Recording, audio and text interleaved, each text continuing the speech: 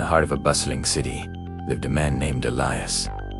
He wasn't born into wealth, but through years of relentless hard work, he had built a small fortune. Despite his success, Elias remained a man of simple tastes and a generous heart. He believed in the inherent goodness of people and was always ready to lend a helping hand. One sweltering afternoon, a man named Julian appeared at his door. Disheveled and weary, Julian told a tale of misfortune, a failed business, mounting debts, and a family on the verge of homelessness. His eyes, filled with a desperate plea, moved Elias deeply. Without a second thought, Elias offered Julian a substantial sum of money, enough to clear his debts and start anew.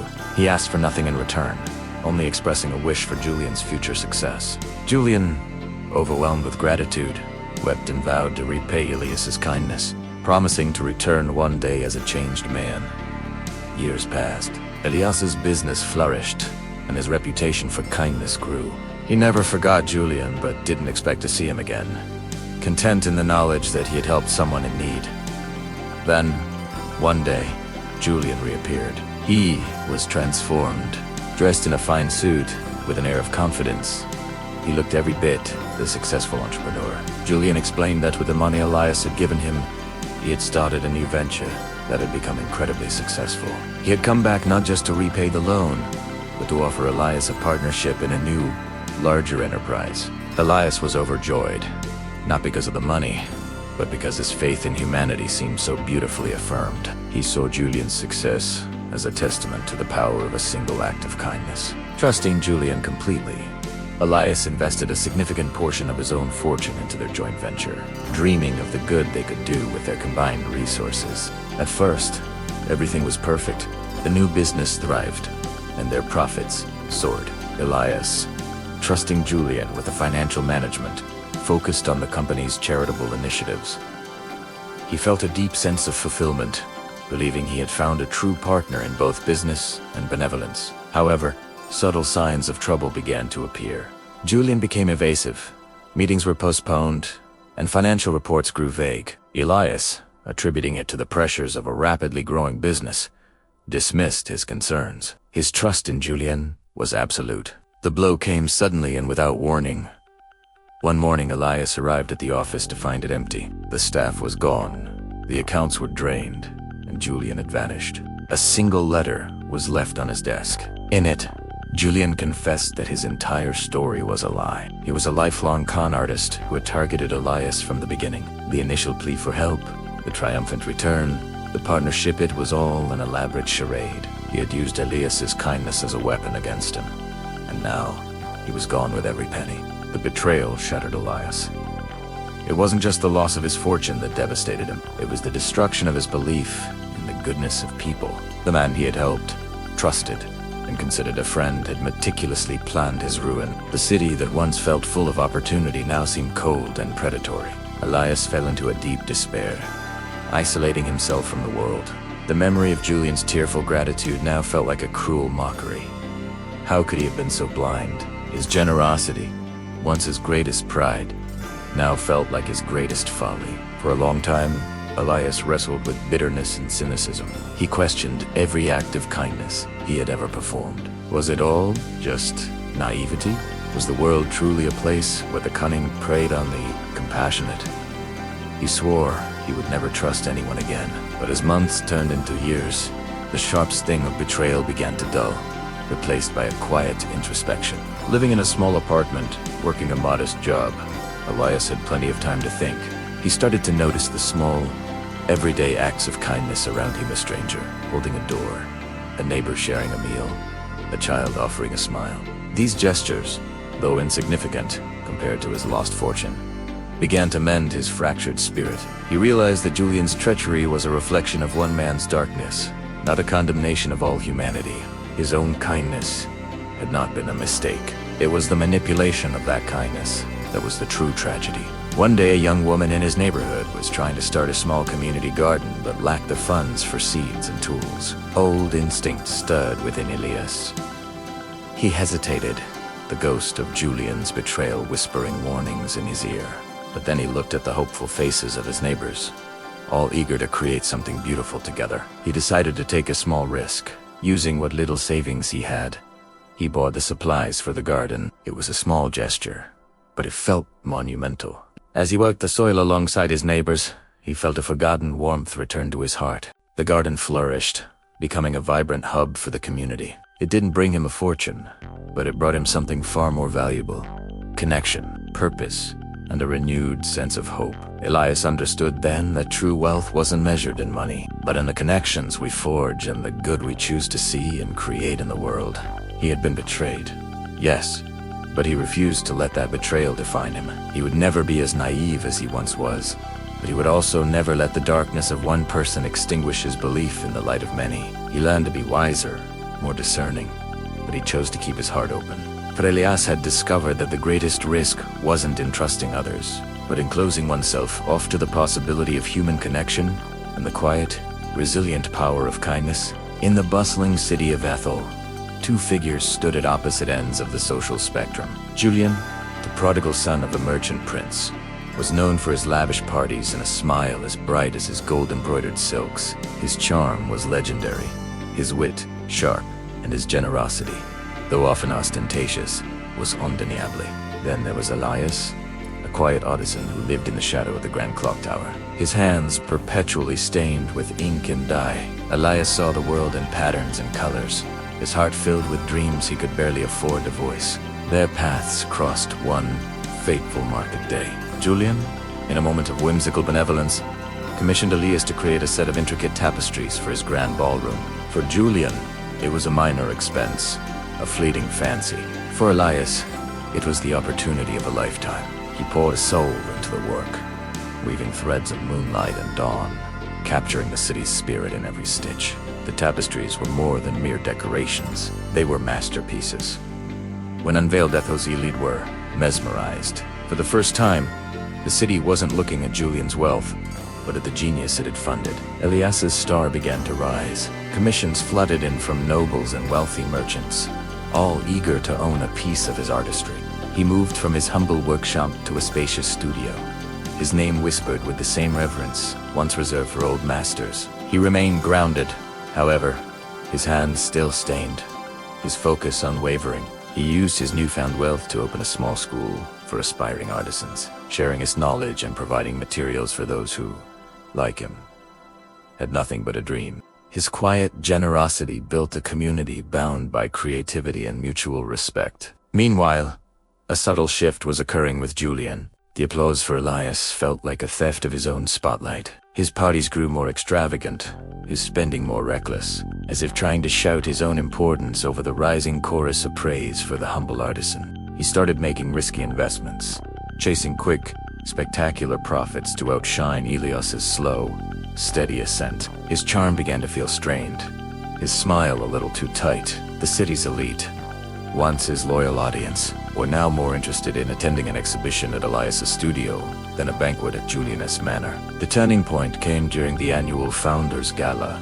Traditionally, the highlight was a grand donation from Julian's family. But this year, a different announcement stole the show. A collective of artisans, led by Elias, revealed their project: the complete restoration of the city's ancient library, funded entirely by a portion of their earnings.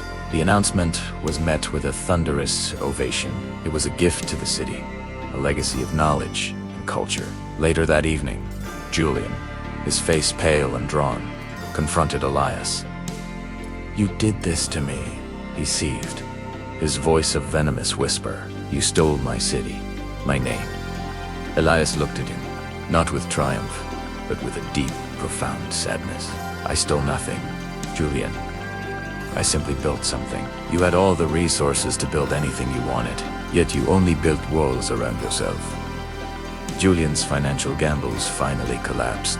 His family's fortune, squandered on a desperate bid for attention, evaporated. The bailiffs came for the silks, the gilded furniture, and even the magnificent tapestries that had started it all. They were purchased at auction by the Artisans Collective and hung in the newly restored library, a symbol of a different kind of wealth. Julian disappeared from the city's high society, a forgotten ghost of a gilded age. He was last seen working as a clerk, his fine clothes replaced with simple wool, his face etched with a bitterness that had eroded all his former charm. Elias, on the other hand, became a pillar of Ethel. He never sought power or fame, yet he earned the unwavering respect and love of its people. His legacy wasn't in gold, but in the vibrant community he nurtured, the knowledge he preserved, and the beauty he shared. He showed the city that true influence isn't about how brightly you shine, but about how much light you bring to others. The story of the artisan and the prince became a quiet legend in Ethel, a reminder that a foundation built on character is stronger than one built on coin, and that the greatest creations are those that enrich the lives of everyone. Thank you for watching. If you enjoyed this story, please like, subscribe, and share it with someone who might find it inspiring. See you next time. The story of Elias and Julian reaches its ultimate truth in the silence of the aftermath. Elias lived to realize that the most potent form of justice is not a strike of revenge, but the cold indifference of a life well. He reached a state of consciousness where Julian's name no longer carried the weight of anger, but the lightness of a faded memory. Julian, meanwhile, became a ghost in a city of millions, wandering the same streets where he had once tasted a stolen victory, only to find that the gold he had plundered had turned to lead in his pockets. Every time he tried to buy a friend or build a new alliance, the shadow of his own treachery stood between him and the world. He had mastered the art of the deal, but he had failed the test of the soul. He realized too late that the empire he took from Elias was just a collection of buildings and bank accounts, but the spirit he threw away was the only thing that could have given those things meaning. Elias spent his final years sitting in a garden. He had grown from the ashes of his ruin, surrounded by people who would lay down their lives for him, not because he paid them, but because he had seen them for who they truly were. He understood that the knife Julian had plunged into his back had actually served as a surgical tool, cutting away the parts of Elias that were too soft for the throne he was meant to occupy. The pain had been a brutal teacher, but the lesson was a masterpiece of survival. The motivation for you today is to understand that a betrayal is not the end of your story, it is the beginning of your elite transformation. When someone shows you who they are, believe them the first time, and then use that clarity to build a life so high that their betrayal becomes a footnote in your legend. The vibe shift is the moment you stop asking for an apology you will never get, and start giving yourself the peace you deserve. Elias died as a man of profound grace, but a man who finally understood that his kindness was a sacred fire that required a gatekeeper. He proved that you can keep your heart open to the world while keeping your eyes sharp for the wolves. The story concludes with the silent promise that the sun will always set on the predator and always rise for the one who kept their integrity in the dark. You are not a victim of your own goodness. You are a survivor of your own evolution. Stay kind, stay sharp, and never let the darkness of another person extinguish the light that you were born to carry into the world. The final legacy of Elias was not the empire he rebuilt, but the silence he maintained, because he realized that the loudest way to win is to never speak the name of the person who tried to destroy you again. Julian spent his remaining years as a prisoner of his own success, trapped in a cold glass tower, where every employee was a potential traitor, and every handshake felt like a setup. He had gained the world, but he had lost the ability to feel the sun on his face because his mind was always calculating the next betrayal. He became a man who had everything and yet had nothing at all. Elias, on the other hand, spent his days in the quiet confidence of a man who had looked into the abyss and didn't blink. He had learned that the pain of Julian's knife was the only thing sharp enough to cut away his naivety and reveal the diamond of his true character. He understood that being kind is a choice you make every day, but being wise is the armor you wear to protect that choice. The motivation for you at this very moment is to stop waiting for the person who hurt you to realize what they did. They know what they did, and they would do it again if they thought they could get away with it. Your job is to make sure they never get that chance. The vibe shift is the realization that you are not a victim of a bad person. You are a student of a hard lesson. You have moved from being a person who is easily used to a person who is impossible to break. Elias died with a heart that was full of stories and a soul that was clean of any bitterness, while Julian was left with a heart that was heavy with the weight of 1,000 lies. The story ends with a final breath of peace for the man who kept his integrity. You must remain a good person because that is who you are, but you must never again let your goodness be a doorway for a predator. The ultimate victory is not the money or the fame, it is the fact that you can still look at yourself in the mirror and like the person looking back. Elias proved that the most powerful thing in the universe is a kind heart that has learned how to say no. Stay kind, but stay awake, because the world needs your light, but it doesn't deserve your blindness. The final truth that Elias discovered in his long journey was that the scars of betrayal are not marks of shame, but maps of wisdom.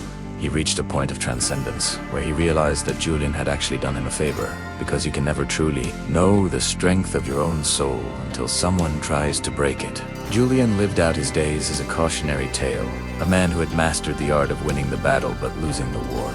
He sat in high-priced restaurants eating the finest food but tasting only the bitterness of a man who knows that no one at the table actually likes him. He had traded the warmth of a father's love for the cold touch of stolen gold, and he found that gold cannot keep you warm when the winter of life finally arrives. Elias, meanwhile, became a beacon for the broken, showing them that you do not have to become a monster to survive a monster. He proved that the ultimate vibe shift is not getting even but getting ahead, until your enemy is just a tiny speck in your rearview mirror. The motivation for you today is to stop bleeding for people who don't deserve your blood. If they walked away after taking from you, let them stay gone. They didn't take your future. They only took a version of you that was too good for them. You are now the upgraded version, the one who is kind but not quiet, the one who is soft but not weak. Elias died with the dignity of a man who never lowered his standards to match the cruelty of his enemies. He left behind a world that was slightly brighter because he had the courage to stay good in a place that tried to make him bad.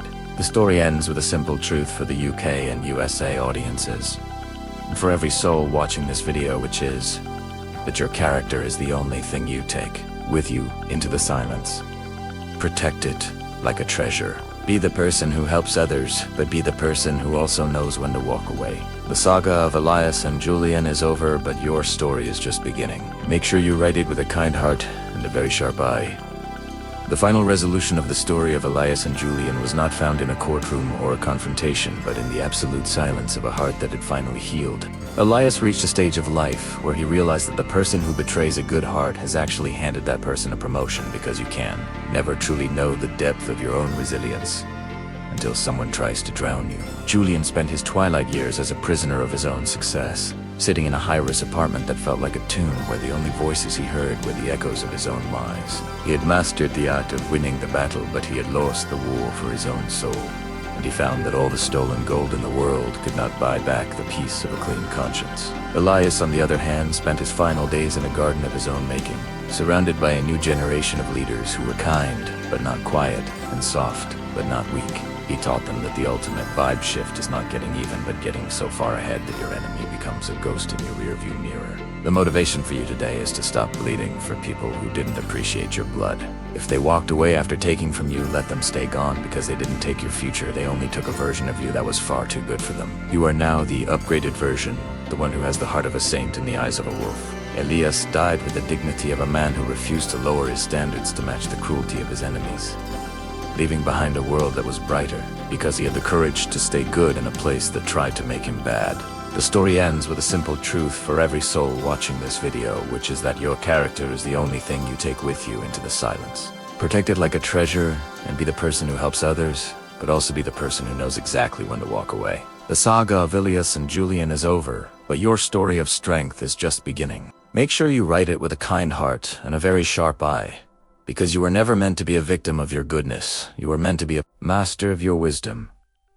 The story of Elias and Julian reaches its ultimate silence in the realization that the greatest victory is not seeing your enemy fall, but reaching a height where you can no longer hear them hitting the ground. Julian spent his final years in a cold glass tower, surrounded by everything money could buy, but possessing nothing that truly mattered. He became a man who had mastered the art of the deal, but failed the test of the soul, living in a constant state of paranoia where every shadow looked like a betrayal and every silence felt like a conspiracy. He had traded the warmth of a father's loyalty for the cold touch of stolen gold, and he found that all the riches in the world could not buy back a single minute of a clean conscience. Elias, on the other hand, passed away in a house filled with the laughter of people who truly loved him, not for his wealth, but for the wisdom he had shared and the boundaries he had built.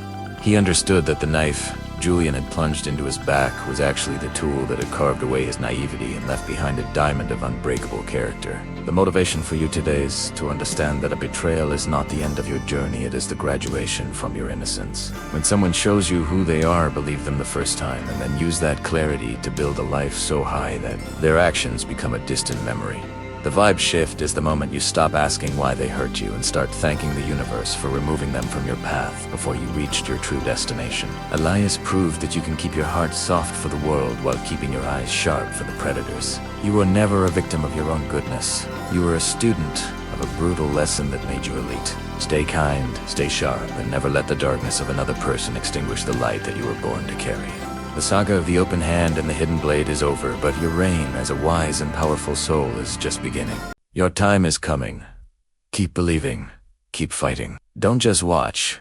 Go out and prove them wrong. Thank you for being part of the journey. If you liked it, please like, comment, and subscribe. Bye.